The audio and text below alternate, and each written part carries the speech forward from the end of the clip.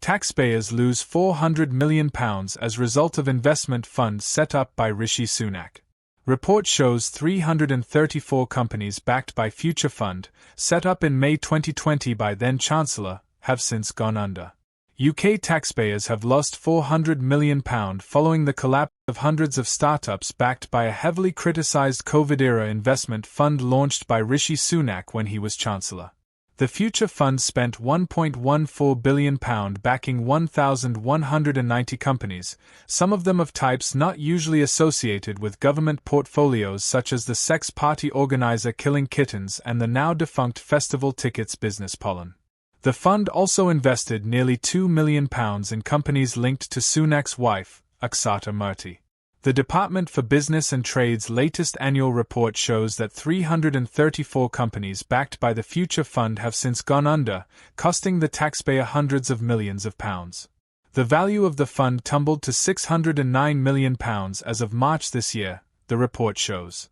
But the British Business Bank, BBB, which administered the scheme, clarified that the number was in fact higher, £736 million, because of income and returns from the investments. Taxpayers have been left with a £400 million loss since the scheme closed to new applications in 2021, the BBB said. Sunak launched the Future Fund in May 2020 to help emerging businesses during the pandemic. Under the scheme, the BBB would lend firms between £125,000 and £5 million, matching parallel investments from private investors, with the loans being converted into shares when the company next raised money from investors. The scheme left the government with investments in companies including Secret Group, which runs the Secret Cinema series of immersive film events, OneSki, a maker of ski suits, and Otto International, which makes the cannabis extract CBD oil. The scheme required an instruction from ministers before its launch because it was not possible to determine that it would be value for money.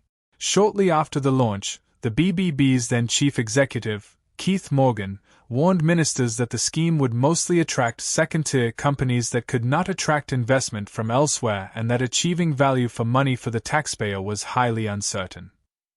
The Business Department's annual report shows that 3.9% of its investments, about 47 firms, were flagged for suspected fraud, amounting to £79.5 million of the Future Fund's total investment.